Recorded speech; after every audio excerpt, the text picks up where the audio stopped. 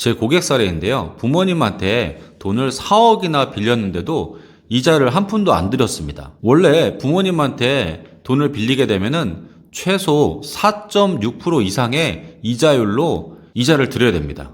그럼 1년에 이자만 해도 1,840만 원이나 되거든요. 근데 이걸 안 드리고 무이자로 빌린 거죠. 그럼 이게 어떻게 가능할까요? 제가 그 방법을 알려드리겠습니다. 끝까지 시청 바랍니다.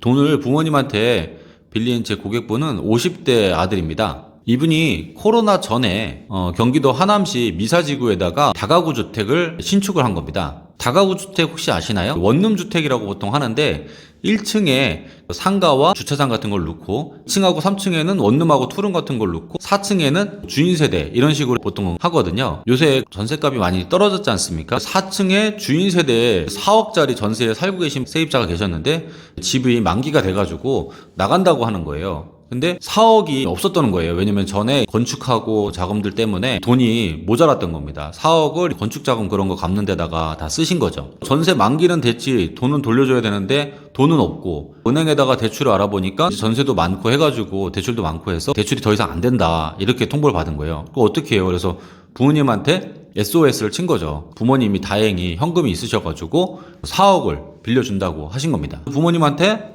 4억을 빌려가지고 전세 보증금을 세입자한테 다시 돌려준 겁니다. 그래도 다행이죠. 요새같이 전세 사기다 뭐다 해가지고 세입자들 돈 못 돌려주는 그런 경우가 많은데 다행히도 이제 부모님이 돈이 있으셔가지고 이제 세입자한테 돌려준 거죠. 제 고객이 이거 어떻게 처리하면 좋겠냐 그래서 저한테 문의를 하신 겁니다. 원래는 4.6% 이상으로 이자를 부모님한테 드려야 됩니다. 4억 빌린다 그러면은 이자가 1년에 1,840만 원이나 됩니다. 부모님이 이제 이자 소득이 생긴 거잖아요. 그러면은 이자 소득이 생기게 되면은 원천징수를 해야 돼요. 은행에다가 정기예금 같은 거를 들면은 정기예금 이자를 줄 때 이 원천징수를 당합니다. 뭐냐면 15.4%를 그 이자에서 빼거든. 은행에다가 1억을 넣었는데 이자가 100만 원이 나왔어요. 100만 원에 15.4%인 그 15만 4천 원을 떼고 줍니다. 우리한테는 84만 6천 원만 주는 거죠. 우리가 잘 모르시니까 이자가 다 들어왔나 보다 이렇게 생각하시는데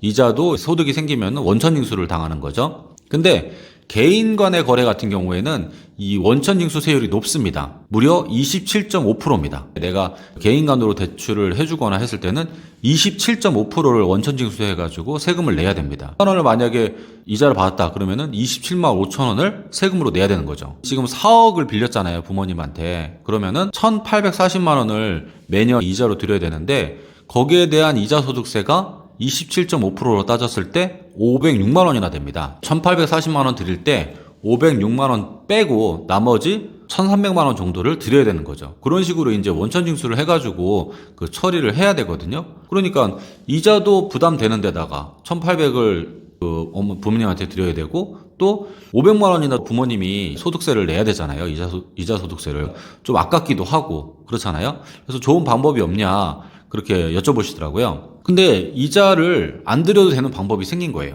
뭐냐면요. 이 다가구 주택이 아들 단독 명의가 아니라 이 아들 내외 부부 공동 명의였던 겁니다. 그래서 아들 50%, 와이프가 50% 지분을 갖고 있었던 거예요. 5대5로 갖고 있었던 거죠. 전세 보증금도 4억을 지금 돌려줘야 되잖아요. 4억도 어차피 이 아들하고 며느리하고 원래 5대5로 이제 2억씩 돌려주면 되는 거죠. 그래서 어떻게 했냐면요. 차용증을 썼습니다. 부모님한테서 아들이 2억을 빌리고 또 며느리가 2억을 빌리고 차용증을 나눠서 썼습니다. 각각 2억씩 빌려가지고 나중에 전세가 새로 들어오면은 상환하는 걸로. 그리고 이자는 무이자로 했습니다. 어떻게 무이자로 했냐면요. 원래는 4.6% 이상으로 해야 되는데요. 이 조건이 있습니다. 이 세법에 금전 무상 대출에 따른 이익의 증여라는 게 있는데요. 1,000만 원까지는 이자를 안 받아도 됩니다. 그러면 아까 4.6%로 한다고 그랬잖아요. 그러면 환산을 하게 되면은 2억 1,700만 원까지는 1년 이자가 1,000만 원이 조금 안 됩니다. 2억 1,700만 원까지는 무이자로 빌려줘도 됩니다. 아들한테 2억 빌려줬잖아요. 이자가 4.6%로 하면은